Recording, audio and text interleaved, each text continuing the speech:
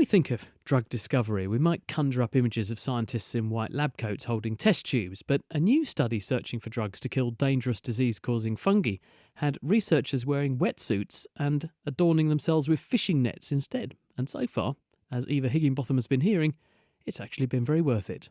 Although we often think of bacteria and viruses when thinking of disease-causing microbes, fungi are a serious and rather neglected cause of illness, affecting around 1 billion people and causing 1.5 million deaths annually.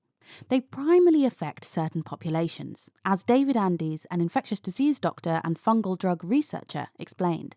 In patients with normal immune systems, the immune system alone is usually sufficient to fight off fungal invasion. It's most often when different arms of the immune system are compromised, for example, due to chemotherapy for cancers, in premature infants, and a variety of other really life-saving treatments, for example, transplantation, that fungi can take a hold and cause invasive, very difficult to treat infections. And they're unfortunately associated with poor outcomes for a sizable majority of these patients.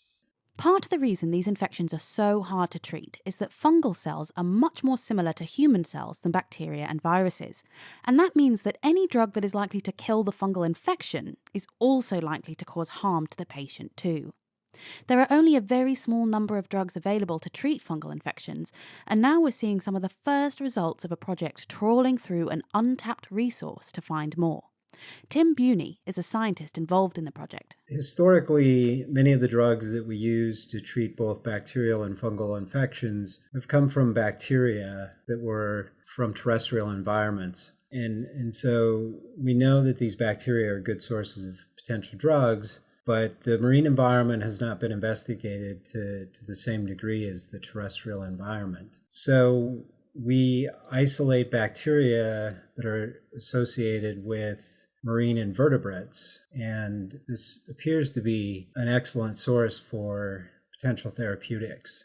And so, we go to the sea, use scuba gear or snorkeling to collect some of these animals and then process the samples actually on the surface. And now they've found a particularly interesting molecule that came from a bacterium they isolated from a sea squirt in the Florida Keys.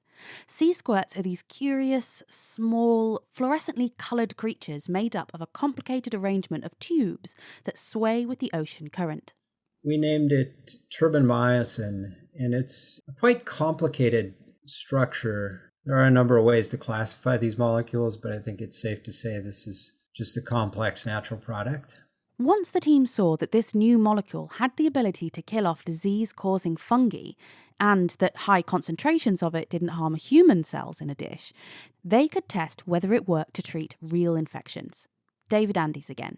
And then we moved to animal testing in different infection models to determine if in an animal model that mimics infections in patients, if we can kill the fungus in that human environment without harming the animal. In this case, small rodent infection models of candidiasis and aspergillosis. And in this case, we were pleased to see that we saw a similar degree of effect in the mice as we did in the test tube, and in fact were able to administer amounts of turbinamycin that were 100-fold greater than the amount we needed to kill the fungus in the mouse, suggesting what we would call a relatively wide therapeutic window.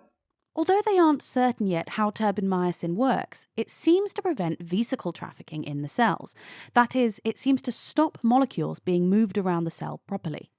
There are more studies to go, but if turbinmyosin proves safe and effective in human trials, we'll have a brand new weapon in our arsenal against dangerous fungal infections that can seriously harm some of the most vulnerable people in our communities.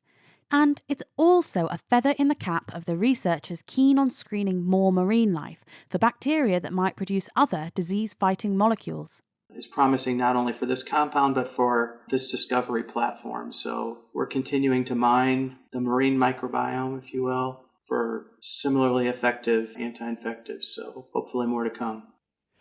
That was David Andes and Tim Buney at the University of Wisconsin-Madison. The paper describing that work has just come out in the journal Science.